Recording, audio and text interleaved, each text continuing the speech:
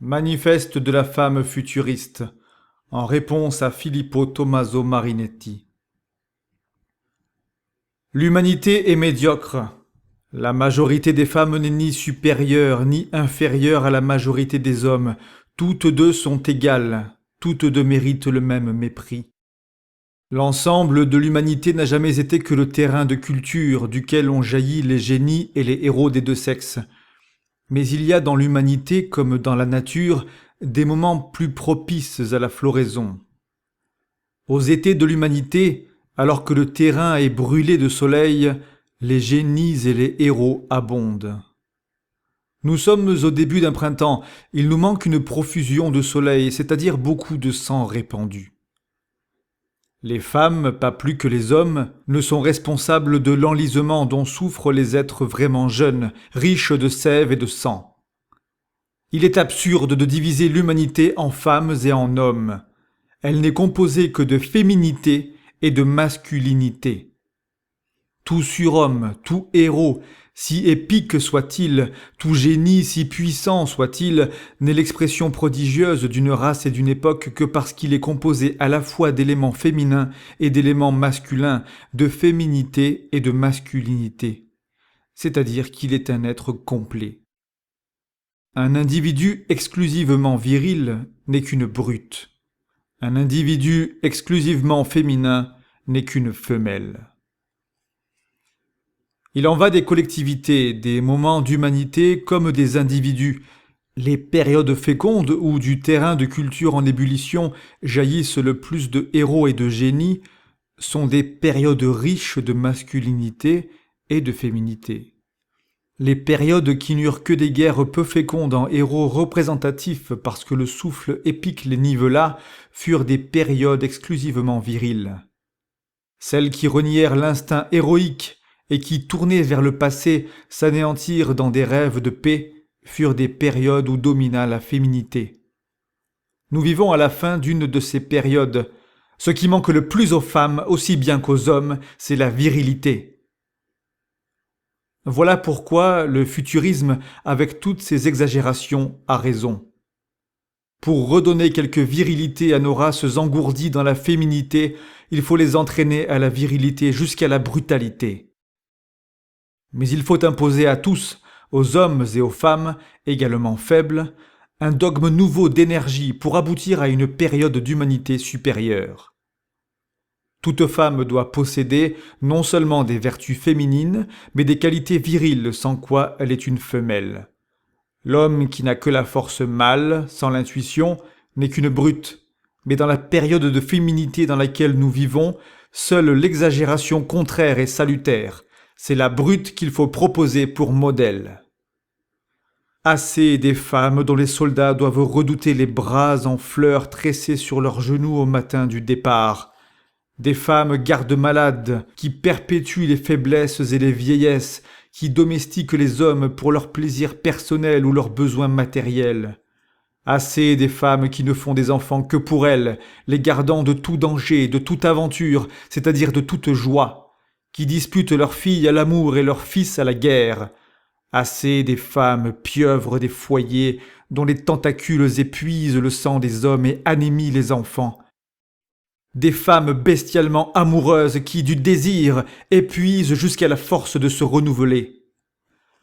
Les femmes, ce sont les Érinies, les Amazones, les Sémiramis, les Jeanne d'Arc, les Jeanne Hachette, les Judith et les Charlotte Corday, les Cléopâtres et les Messalines. Les guerrières qui combattent plus férocement que les mâles, les amantes qui incitent, les destructrices qui, brisant les plus faibles, aident à la sélection par l'orgueil ou le désespoir par qui le cœur donne tout son rendement. Que les prochaines guerres suscitent des héroïnes comme cette magnifique Caterina Sforza, qui, soutenant le siège de sa ville, voyant des remparts l'ennemi menacer la vie de son fils pour l'obliger elle-même à se rendre, montrant héroïquement son sexe, s'écria « Tuez-le, j'ai encore le moule pour en faire d'autres !» Oui, mais le monde est pourri de sagesse. Mais de par instinct, la femme n'est pas sage, n'est pas pacifiste, n'est pas bonne. Parce qu'elle manque totalement de mesure, elle devient fatalement, durant une période somnolente de l'humanité, trop sage, trop pacifiste, trop bonne. Son intuition, son imagination sont à la fois sa force et sa faiblesse. Elle est l'individualité de la foule, elle fait cortège aux héros ou, à défaut, prône les imbéciles. Selon l'apôtre, incitateur spirituel, la femme, incitatrice charnelle, immole ou soigne, fait couler le sang ou l'étanche, est guerrière ou infirmière. C'est la même femme qui, à une même époque, selon les idées ambiantes groupées autour de l'événement du jour, se couche sur les rails empêchant les soldats de s'embarquer pour la guerre et qui se jette au cou du champion sportif victorieux. Voilà pourquoi aucune révolution ne doit lui rester étrangère. Voilà pourquoi, au lieu de la mépriser, il faut s'adresser à elle. C'est la plus féconde conquête qu'on puisse faire, c'est la plus enthousiaste qui, à son tour, multipliera les adeptes. Mais pas de féminisme. Le féminisme est une erreur politique. Le féminisme est une erreur cérébrale de la femme, erreur que reconnaîtra son instinct. Il ne faut donner à la femme aucun des droits réclamés par les féministes. Les lui accorder n'amènerait aucun des désordres souhaités par les futuristes, mais au contraire un excès d'ordre. Donner des devoirs à la femme, c'est lui faire perdre toute sa puissance féconde. Les raisonnements et déductions féministes ne détruiront pas sa fatalité primordiale. Ils ne peuvent que la fausser et l'obliger à se manifester à travers des détours qui conduisent aux pires erreurs. Depuis des siècles, on heurte l'instinct de la femme, on ne prise plus que son charme et sa tendresse.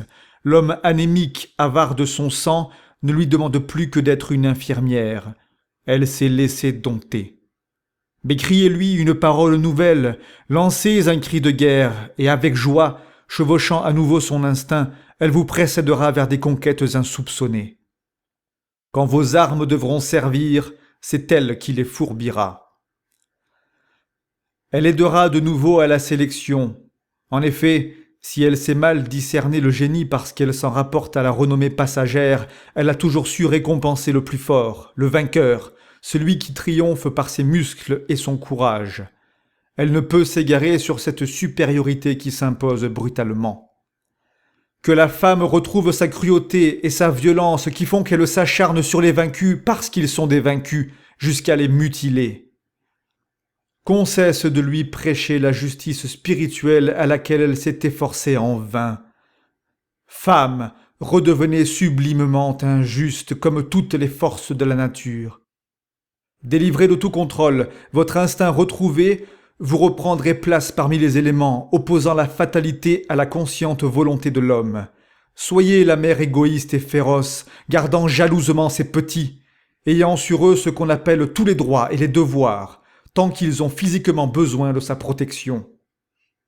Que l'homme, libéré de la famille, mène sa vie d'audace et de conquête dès qu'il en a la force physique, et malgré qu'il soit fils, et malgré qu'il soit père. L'homme qui sème ne s'arrête pas sur le premier sillon qu'il féconde. Dans mes poèmes d'orgueil et dans La soif et les mirages, j'ai renié le sentimentalisme comme une faiblesse méprisable, parce qu'il noue des forces et les immobilise. La luxure est une force, parce qu'elle détruit les faibles, excite les forts à la dépense des énergies, donc à leur renouvellement. Tout peuple héroïque est sensuel. La femme est, pour lui, le plus exaltant des trophées. La femme doit être mère ou amante. Les vraies mères seront toujours des amantes médiocres, et les amantes des mères insuffisantes par excès. Égales devant la vie, ces deux femmes se complètent. La mère qui reçoit l'enfant, avec du passé fait de l'avenir. L'amante dispense le désir qui entraîne vers le futur. Concluons. La femme qui, par ses larmes et sa sentimentalité, retient l'homme à ses pieds, est inférieure à la fille qui pousse son homme, par vantardise, à conserver le revolver au poing, sa crânante domination sur les bas-fonds des villes. Celle-ci cultive du moins une énergie qui pourrait servir de meilleure cause. Femme, trop longtemps dévoyée dans les morales et les préjugés, retournez à votre sublime instinct, à la violence, à la cruauté. Pour la dîme fatale du sang, tandis que les hommes mènent les guerres et les luttes, faites des enfants, et parmi eux, en sacrifice à l'héroïsme, faites la part du destin. Ne les élevez pas pour vous, c'est-à-dire pour leur amoindrissement, mais dans une large liberté, pour une complète éclosion. Au lieu de réduire l'homme à la servitude des exécrables besoins sentimentaux, poussez vos fils et vos hommes à se surpasser. C'est vous qui les faites. Vous pouvez tout sur eux. À l'humanité, vous devez des héros. Donnez-les lui. Valentine de Saint-Point, Paris, le 25 mars 1912.